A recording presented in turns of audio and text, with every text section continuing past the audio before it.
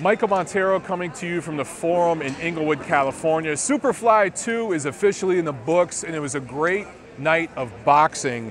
Before the HBO triple header started, we saw Brian Villoria and Artem Dalakian fight. Dalakian, nobody knew much about him. What we did know about him is he's a young, tough guy with some craft, and he came in there and owned Villoria. Villoria looked old tonight. And he's looked really, really good in training. He's looked really good in recent fights, but tonight he kind of looked old overnight. People forget about Brian Villoria.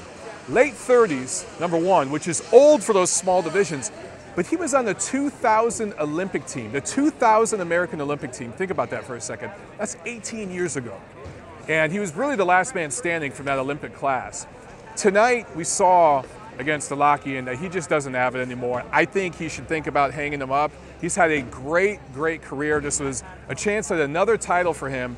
Came up a little short. For Dalakian, he's a player now. Obviously, he's got a world title at flyweight. But more than that, he really put his stamp on it in front of the American fans here in Los Angeles.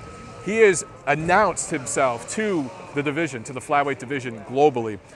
The first fight on the HBO card, Donnie Nietes, staying in the flyweight division, he scores a big win over Juan Carlos Reveco.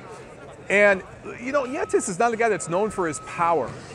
But in this fight, he really, really hurt Reveco. And he ends up stopping him, defending his title. So now he's got a title, and Dalakian has a title. Obviously, Superfly2, let's see these guys unify titles. How great would that be? But for Nietes, who has moved up in weight recently, started out, he's won titles in a couple divisions now, but I didn't think he'd have the power to hurt Reveco, who's really shown some durability. He looked really, really impressive tonight. I got to give it to him. This is one of the finer performances, really, of his career, at least in recent years. In the co-main, Carlos Cuadras, McWilliams Arroyo. Look, McWilliams Arroyo hadn't fought since he lost here to Roman Gonzalez, going back almost 2 years ago. And that was a competitive fight. It was a wide points win for Chocolatito, but it was competitive. Both Arroyo brothers know how to box, decorated amateurs in Puerto Rico.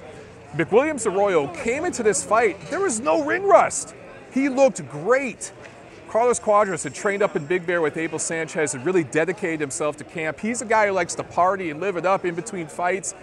He said that he really, really scaled that down and got serious for this fight. But I'm telling you, Arroyo, just on another level tonight, really, really looked great.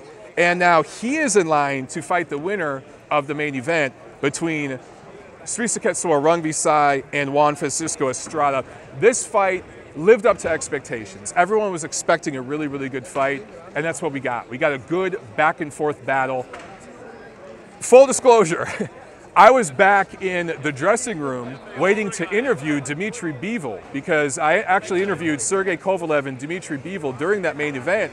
They were here checking out the card, doing a kind of photo op for HBO, promoting their fight coming up next week, and their publicist got me some time with them. So we were actually watching the main event back there in the dressing room. What was cool about that was it was the Forum feed. It wasn't the HBO feed, so there was none of the talking, the commentating from Jim Lampley, Max Kellerman, all those guys. We just heard the fight. We just saw and heard the fight, which was pretty awesome. I thought it was a close fight. I thought Wangek eked it out. There was one scorecard that had even, one scorecard barely for Wangek. I thought those were good cards. The third card, to me, I think it was 117, 111. That was a little bit wide. I thought it was a closer fight than that. Maybe 7, 8 rounds for Wangek. So where does he go from here? He's clearly the top guy now in that super flyweight division. Now that the monster Naoya Inoue has moved up in weight, I think he comes right back here to another Superfly card.